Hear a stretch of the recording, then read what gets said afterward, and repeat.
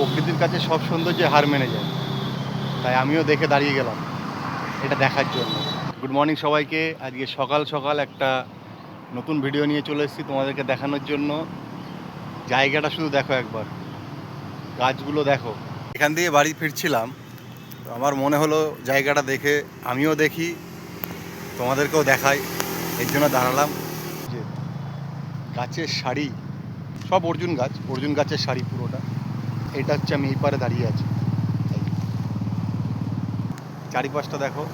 আর একটা জায়গা দেখাচ্ছি, দেখো এই দিকটায় দেখতে পাচ্ছ লম্বা রাস্তা, কিন্তু একটু মাটি আছে, কাদা রাস্তা। এইদিকে ভাঙা রাস্তা আর ওইদিকে পাকা রাস্তা, মানে মেন রোড। তোমার দেখায় অর্জুন গাছ, আর অর্জুন গাছের ফল কেমন হয় দেখতে, তোমরাও দেখো, সেটা আমি দেখাচ্ছি।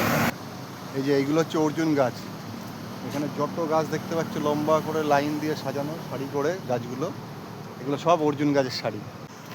এই যে এটা হচ্ছে অর্জুন ফল, এই যে ফল শুকিয়ে গেছে এখন। এই যে কত অর্জুন গাছের ফল পড়ে আছে দেখো, গাছে দেখালাম, আবার এই দেখো নিচেও পড়ে আছে, সব মাটিতে পড়ে আছে। আর ওই যে ওইখানে একটা অশ্বত্থ গাছ রয়েছে, এটা হচ্ছে অশ্বত্থ গাছ। ভালো করে দেখাচ্ছি গাছটা, এই যে এটা অশ্বত্থ গাছ।